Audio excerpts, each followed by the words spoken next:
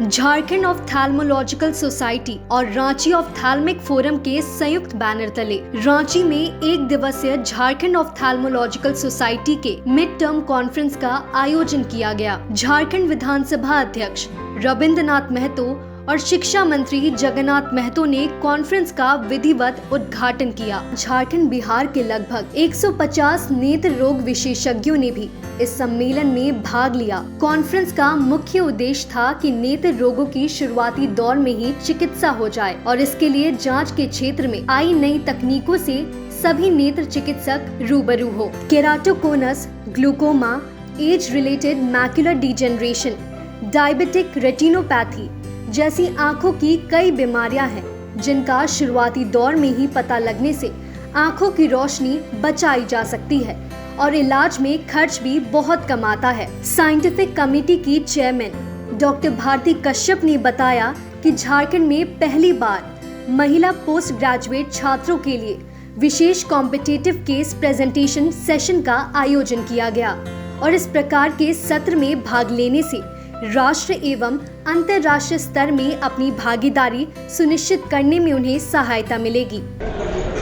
बच्चों से लेकर बुजुर्ग तक आंखों के आगे की सतह जिसे हम कॉर्निया कहते हैं और जो पीछे की सतह जिसे हम रेटिना कहते हैं और आंखों की नस की बीमारियों से अपनी रोशनी खो देते हैं और जब पता चलता है तब तक बहुत देर हो चुकी होती है। जैसे कि केराटोकोनस नाम की बीमारी बच्चों और युवाओं को होती है। अगर शुरुआती स्टेज में बेटा कैम जांच से इसका पता चल जाए तो लेजर ट्रीटमेंट कर हम इसकी रोशनी बचा सकते हैं, नहीं तो नेत्र प्रत्यारोपण की जरूरत पड़ सकती है। उसी तरह रेटिना की इलेक्ट्रोफिजियोलॉजी जांच, यह जांच आंखों के पर्दे के फंक्शन को बताती है और कई बार क्या होता है कि मरीज की रोशनी कम हो रही है मगर आंखों के अंदर सब कुछ नॉर्मल दिख रहा है। ऐसी स्थिति में यह टेस्ट बहुत ही कारगर होता है और गंभीर बीमारियों से पीड़ित व्यक्तियों के लिए काफ़ी सुरक्षित होता है क्योंकि इसमें नस में डाई की जरूरत नहीं होती। ग्लूकोमा के लिए फंडस इमेजिंग और ओसीटी शुरुआती दौर में ग्लूकोमा को पकड़ लेते हैं और ग्लूकोमा को दृष्टिचोर कहा गया है। छोटे बच्चों से लेकर बुजुर्गों तक को प्रभावित करता है, लेकिन अगर हम शुरुआती दौर में पकड़ ले बीमारी को और उसका इलाज हो तो बच्चों से लेकर बुजुर्गों तक को बचाया जा सकता है,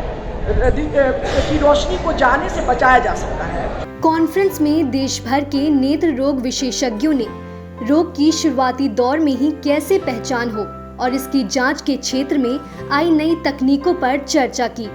मुख्य अतिथि झारखंड विधानसभा के अध्यक्ष रविंद्रनाथ महतो ने नेत्रों की विभिन्न बीमारियों की नई डायग्नोसिस विधियों पर आधारित मिड टर्म कॉन्फ्रेंस के इस विषय वस्तु की काफी प्रशंसा की।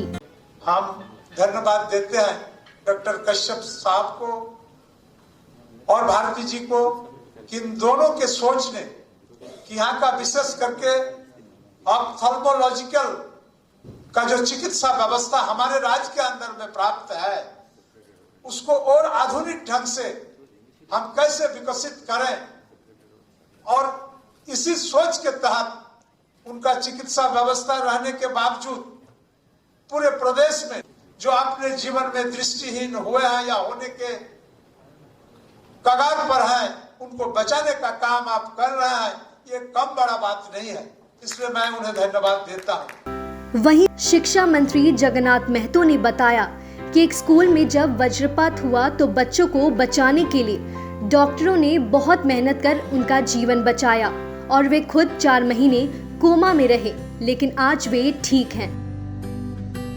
मनुष्य का पहला है ईश्वर, भगवान है और दूसरे रूप में डॉक्टर है।